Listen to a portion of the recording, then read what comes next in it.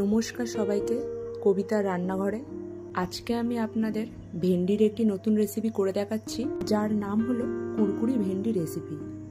একদম মুচমুচে টক ঝাল ভেন্ডির এই রেসিপিটি সবারই খুব পছন্দ হবে, তাই দেরি না করে চলুন তাড়াতাড়ি দেখে নেওয়া যাক রেসিপিটি।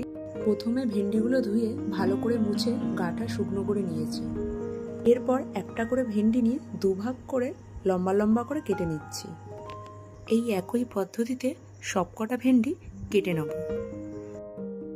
সবকটা ভেন্ডি কেটে নেওয়ার পর তাতে 2 চামচ করে কর্নফ্লাওয়ার ও ময়দা দিচ্ছি, 1 চামচ গরম মশলা, জিরের গুঁড়ো, কাশ্মীরি লঙ্কার গুঁড়ো আর একটু লবণ দিয়ে ভালো করে এটা মেখে নেব।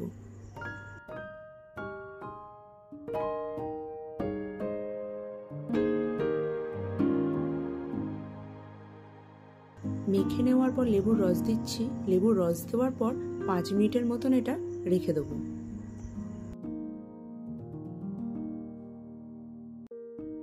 5 মিনিট পর একদম ছাঁকা তেলে মশলা মাখানো ভেন্ডিগুলো দিয়ে ভেজে নেব।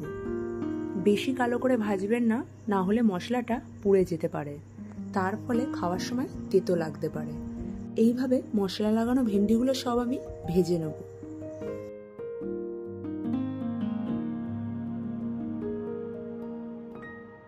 আপনারা এইরকমভাবে কুরকুরি ভেন্ডির রেসিপি বা মুচমুচে ভেন্ডির রেসিপিটি অবশ্যই করে খেয়ে দেখবেন, যা দুপুরে ডাল ভাতের সাথে খেতে খুবই ভালো লাগে এবং ভেন্ডির একটি নতুন স্বাদও আপনারা পাবেন।